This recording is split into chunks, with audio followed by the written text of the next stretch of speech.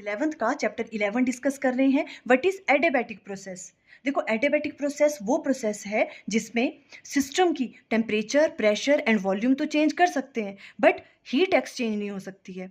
Means system से heat बाहर नहीं जा सकती सराउंडिंग में, और सराउंडिंग से हीट सिस्टम में एंटर नहीं कर सकती। ऐसे प्रोसेस को हम कहते हैं adiabatic process. An adiabatic process is one in which the pressure, volume and the temperature of the system changes but there is no exchange of heat between system and surrounding. अब देखो, condition क्या है adiabatic process के लिए। Heat का exchange नहीं होना चाहिए, सिस्टम से हीट बाहर नहीं जानी चाहिए, और सराउंडिंग की जो हीट है वो सिस्टम में एंटर नहीं करनी चाहिए।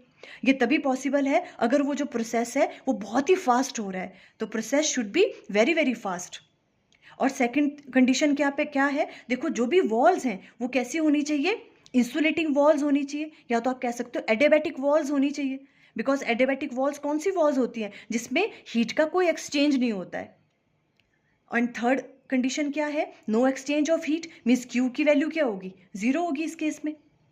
और एडियाबैटिक प्रोसेस के लिए प्रेशर एंड वॉल्यूम के बीच में जो रिलेशन है वो इस तरह से होगा, देखो पी वी की पावर गामा, ये कांस्टेंट के बराबर होता है, और गामा क्या है यहाँ पे, C P divided by C V. अब अगर हम फर्स्ट लॉ ऑफ थर्मोडायनामिक्स की बात करें तो वो क्या है, Q equal to W plus delta U. अब एडियाबैटिक प्रोसेस में Q की वैल्यू तो जीरो है because there is no exchange of heat, तो Q की वैल्यू जीरो पुट करेंगे तो W किसके बराबर आ जाएगा, माइनस डेल्टा U के बराबर।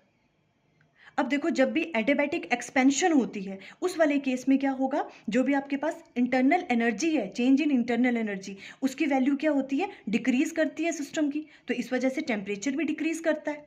एंड एडियाबैटिक कंप्रेशन के केस में क्या होता है, जो भी इंटरनल एनर्जी है सिस्टम की वो इंक्रीज करती है, और उसकी वजह से जो सिस्टम का टेम्परेचर है वो भी क्या करता है, इंक्रीज करता है। फुल एक्सप्लेनेशन की वीडियो का लिंक स्क्रीन पे आ रहा होगा। Thank you.